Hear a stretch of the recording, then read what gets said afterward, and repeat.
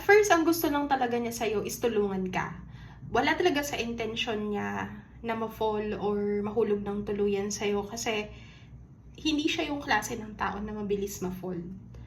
And if you're wondering kung iniisip ka niya, yes, this person is thinking about you, pero hindi niya pinapahalata. Ito yung point na kung saan nagde-decide siya kung ano ba yung nararamdaman niya talaga para sa'yo. Is it purely friendship or there is something more na hindi niya pa sinasabi dito?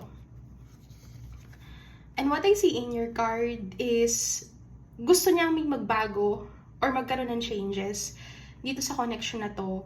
At nararamdaman niya na naiiba talaga yung presence mo sa lahat. You are someone different. And I think meron sa part niya na gusto niya i-push yung connection na to kasi na-realize niya na hindi siya makakahanap ng isang kagaya mo.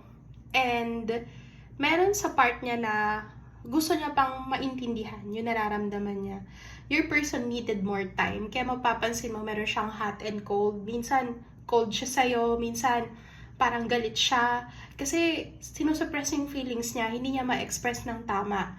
So, hindi niya alam kung dapat niya bang aminin sa'yo yung totoo o hindi.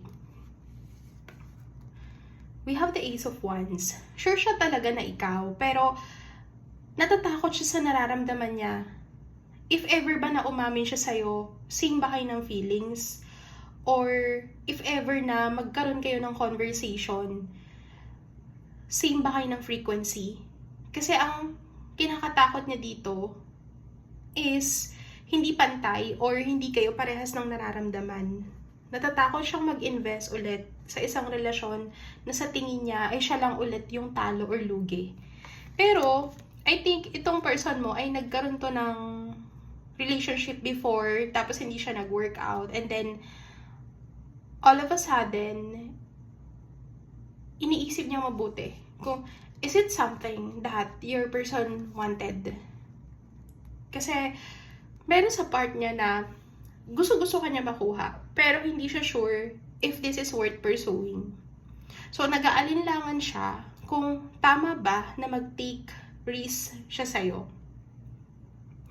And to think na yung connection yung dalawa ay hindi talaga nagmamatter sa umpisa. So, hindi niya to priority.